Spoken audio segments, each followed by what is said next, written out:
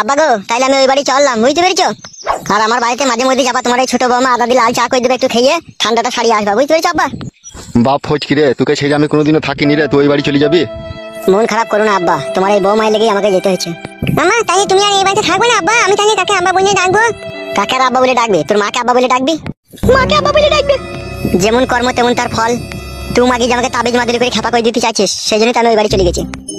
কথা বেশি হয়ে গেছে, তাড়াতাড়ি চলো। দাঁড়া না ফেদা, তো হামরা কামড়ে করছিস কেন? বাবার সাথে একটু কথা বলে যায় নাকি? যা যা নিয়ে যা। আব্বা গো চললাম, আমি বেশক্ষণ দাঁড়িয়ে থাকলে অসুবিধা হয়ে যাবে। হ্যাঁ আব্বা, মাঝে মধ্যে যাই আমার বাড়ি। আচ্ছা বেশ, ঠিক আছে, যা তুই। চ শোনাবো, চ হাট।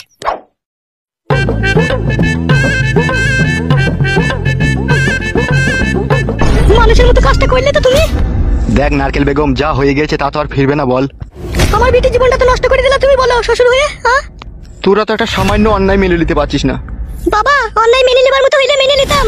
আগে তো আমরা ছেলে কাই বড় মেয়ের পেট করে দিল, 3 লাখ টাকা জরিমানা দিলেন। সে অন্যায়টা তো মেনে নিলাম। মেনে নিয়েছি কি মেনে নিইনি বলেন? মেনে তো নিয়েছি। তারপরেও আপনার ছেলে আমার বিয়ে হলো, মেয়েকে বিয়ে করলে বাড়ি চলে এলো। এটা কোন স্ত্রী আছে বলো তাই মেনে নেবে?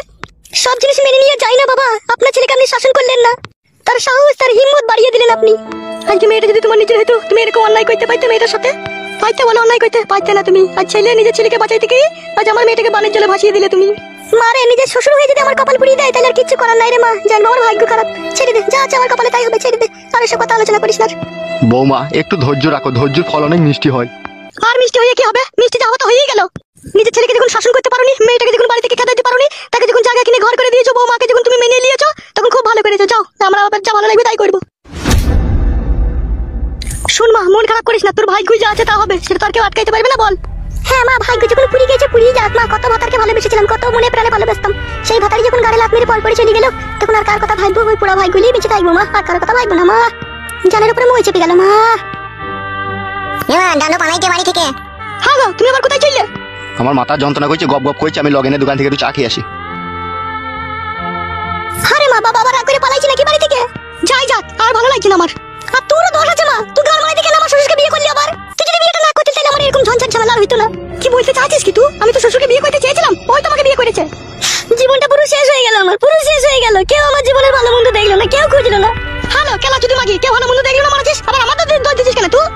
আমি একা একা বেশ এই বাড়িতে সুখে শান্তিতে সংসার করছিলাম, তুই বিয়েটা করে সবকিছু মাটি করে দিলি। তা তুই করলো সংসার, তুই কর, তাহলে আমি বাড়ি ছেড়ে পালাচ্ছি। বল, আমি পালাবো তাহলে বাড়ি থেকে?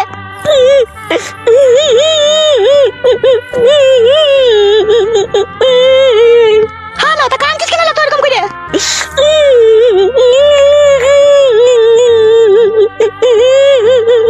হ্যালো, তুই যেভাবে কাঁদছিস, ভাতার ওরা কান্দন কাঁদছিস। যদি কারো ভাতার মরে যাস এরকম ধরে কাঁদে না, এরকম ধরে কাঁদছিস কেন তুই? ওই রকম মাঙে ছোড়া মাংমুখ ভাতার রাস্তায় গড়াগড়ি মারছিল, ওলে তোকে কাল থেকে আমি ফুল পারমিশন দিতে বলো। ভালো ভালো ছুড়েকে ঘরে এনে ভরবিল, তোর মনের আশা মিটিয়ে দিবিল। কাঁদিস না লো।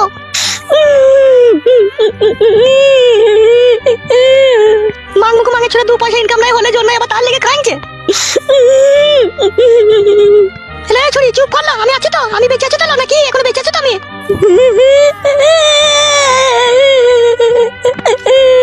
হলো রাস্তায় ভালো ভালো হ্যান্ডসাম আইবড় আইবড় ছেলে ঘুরে বেড়াইছিল, তুই এভাবে কাঁদছিস? ভালো মা, আমি এই কদিন থেকে ওকে আমি অনেক ভালোবেসে ফেলেছি। আগে আমি ওকে একটু ভালোবাসতাম না, এই কদিন থেকে আমি ওকে মনে প্রাণে ভালোবেসেছি। আমি ভাবতেও পারিনি ও আমাকে এইভাবে কষ্ট দিবে। আগে আমি ওকে ভালোই বাসতাম না, কিন্তু এই কিছুদিন থেকে আমি ওকে ভালোবেসেছি আর ও আমার সাথে এরকম করলো। ভিতরটা পুড়ে গেছে আমার। আমার ভালো লাগছে না, আমার ওকেই ভালো লাগছে। একবার উঠ মা, ওইখান থেকে একবার উঠ, আমার কাছে কথা শুন।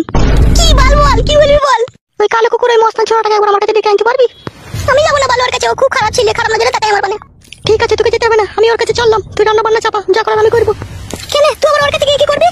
বললো ছুরি সোজা আঙুলে যদি ঘি না উঠে আমার কিভাবে ব্যাখ্যা করে তুলতে হয় সে রাস্তা আমার খুব ভালোভাবে জানা আছে। তুই রান্নাটা চাপা গা, আমি এই ক্লাব থেকে একবার ওকে দেখা করে আসি। যা। আসুন, তুই শ্বশুর ফাটা কুকুর বেটা বাড়ি এলে এসব কথা বলবি না। আমি কোথায় গেছিলাম না গেছিলাম বুঝতে পেরেছিস তো? বেশ ঠিক আছে, বলবো না, যা। ছি, এইগুলা কি সহ্য করা যায় রে?